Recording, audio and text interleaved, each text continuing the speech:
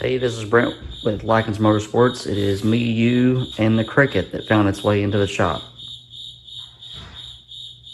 I'm going to lose my ever-loving mind, but I'm going to try to stay focused. So this is our all-aluminum uh, Shelby engine and 511 cubic inches, all the good stuff. We got deck surface cleaned off, both of them. I'm going to get the heads on today. We're going to have a little bit of a delay on the AV8 parts. She's sending me what she has. The tank and the oil pan is still being made, so it'll be a little bit behind. I told her to go ahead and send what she had so I could get the balancers. So their system runs off of a gear that's made into the balancer spacer. So before I put the harmonic balancer on, I need to get that spacer on there, and that'll also allow me to mock up where the pump and everything goes. But we're going to get the heads on today, and should have some rocker stand spacers from Jay Brown showing up today, and we'll get those on. And we're going to just work around here. So the next step, got everything wiped down, got the cylinder head wiped down. We're going to get this head on, put our head studs in, and take some quick measurements because Jay has specified what some parts are supposed to look like. So let me get the engine, this side of the deck up, so where I put the head on, it won't want to fall off. And we'll get the head on here and talk about some other things. Before I do that, though, let me go ahead and get this done. Cometic head gaskets. So real high quality gaskets made for high cylinder pressure situations. When you put them on, just make sure all the holes line up and you have good sealing surface around all the holes, coolant holes, bolt holes, that sort of thing. These rivets, these are what hold the multiple layers together. On a small block Ford, these will sometimes get stuck between the deck surface and the head. You'll see like half of a brass rivet hanging out. So when you put this on, just don't slam them on, throw your heads on, check everything out. You may have to drill these rivets out. I don't have to here. You can see that they hang down way below the surface and they're up out of the way. On a small block Ford, they'll give you some fits, so be prepared for that. But with all that being said, let's get a cylinder head on. And I'll show you, these heads have been ported. You can see Jay had these ported before he sent them to me, and the ports have been outlined, scribed. Some decent work. I think these are like 15 or 20 CFM over the way that they come from out of the machine at Jay's place.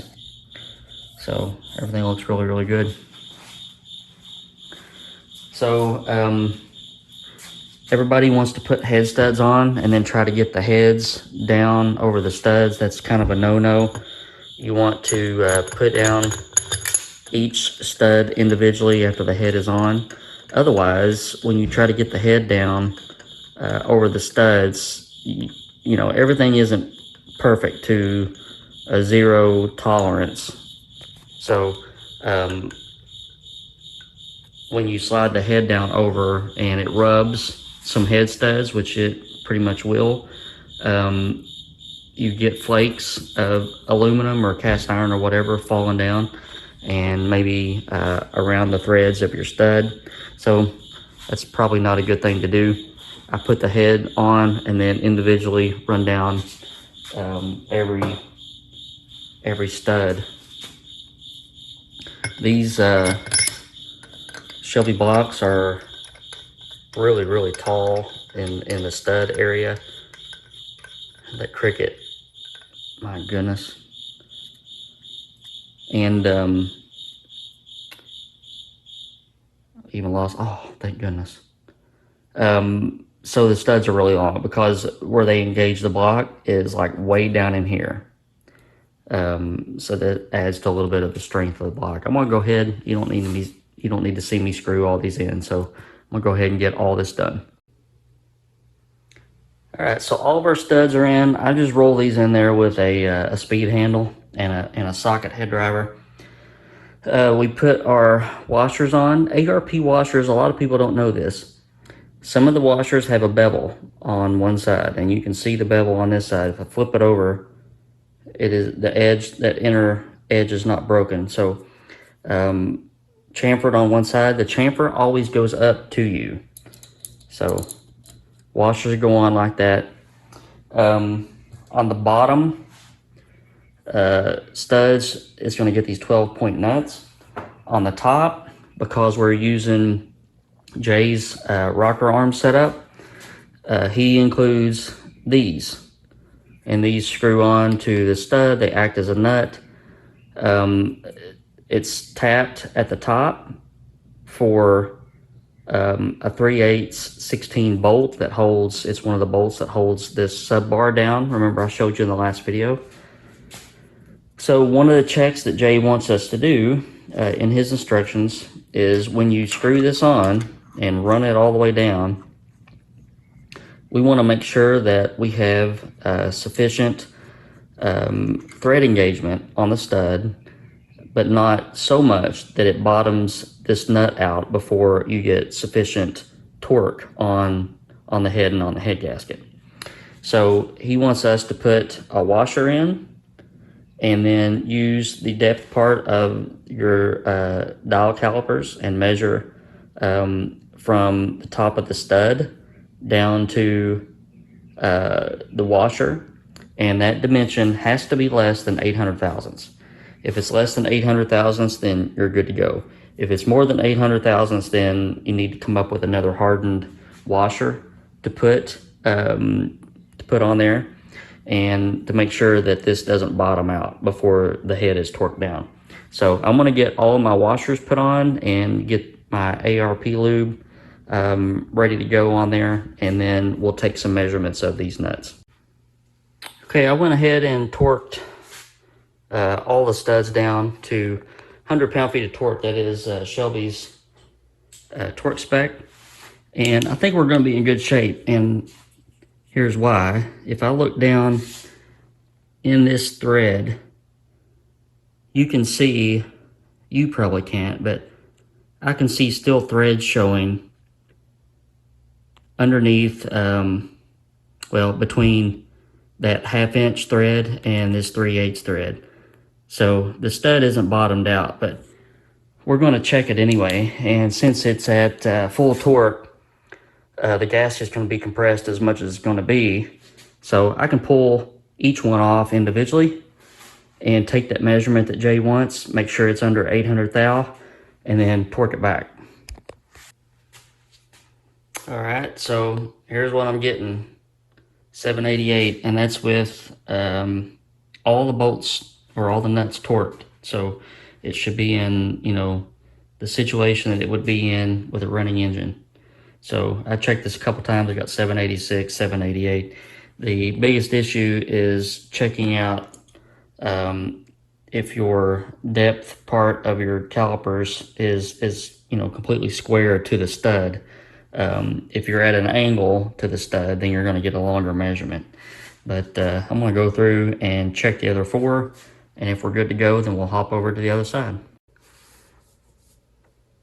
Okay, the credit's gone, which is the major hurdle of the day, but both heads are on, and now I'm switching over to looking at the intake manifold adapter that comes with these heads, and this is basically to adapt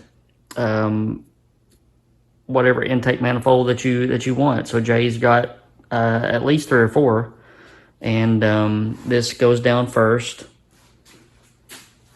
And it's really nice because you can pull this cover plate off, you can have access to the lifters, that sort of thing. You can swap intakes without draining the water, which is nice. What I did here was, well, first I've got the manifold adapter centered with the distributor, very important. And then I've feeling with my finger in here. The heads have been ported, but for some reason the intake manifold adapter had not been. So I got an email out to Jay just to check on that, make sure I got the right one. If I did get what my customer ordered, then I'm gonna have to do some port work to match. There's probably about a 40 or 50 thousandths lip on some of these surfaces. Not really worried about the floor, but the sides and the roof are pretty important. So I'm gonna wait to hear back from Jay on that.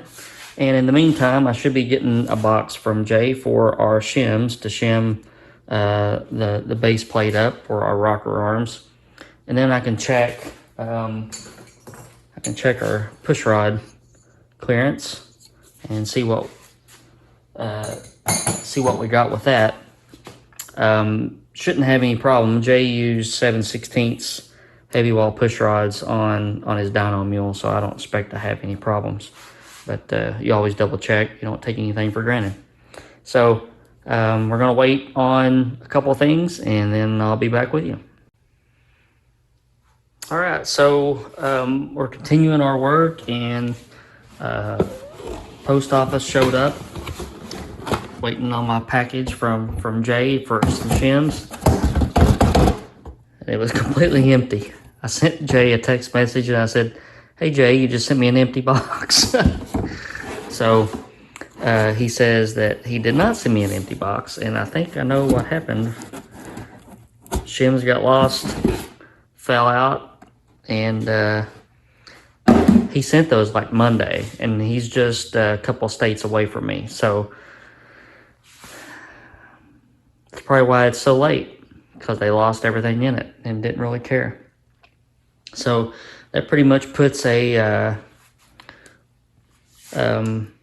damper on work going on for this engine. So I'll probably have to switch up to something else. But we're just in a holding pattern, waiting on parts to get here. Once these stand shims get here, then I can solidify all my push rod measurements, and waiting on AVA to send all the oil pump stuff, dry sump stuff, and then we can get going on that. But we're making progress, slowly but surely. I'll probably end up tapping, drilling and tapping this plate right here for a vacuum gauge, so we know how much vacuum the dry sump pump is pulling during a pull. Got a distributor in here just for mock-up, make sure that the intake is centered. But we're just plugging along. Hope you guys are having a good week, and I hope you are making progress on your own build. If you haven't already, please subscribe and hit that like button so that you don't miss out on the rest of this build. Once the oil pump stuff gets here, we'll start having some good progress made. I'm gonna go ahead and port match this to match the cylinder heads. It's a shame to have a 430 CFM cylinder head and not have the intake to feed it. So I want to make sure that that's in good shape. But yeah. All right, guys, I'll see you next week. Hopefully we'll have some more stuff to show you next week. In holding pattern on our Coyote, waiting on Calico to coat the bearings. So just chipping away at some stuff. Got another tunnel port motor coming up. The block and the heads are being machined right now, and that's going in a street car with a 2x4 intake and with some other goodies. So got some stuff coming. Just stay tuned. Hope you guys are having a good day. See you.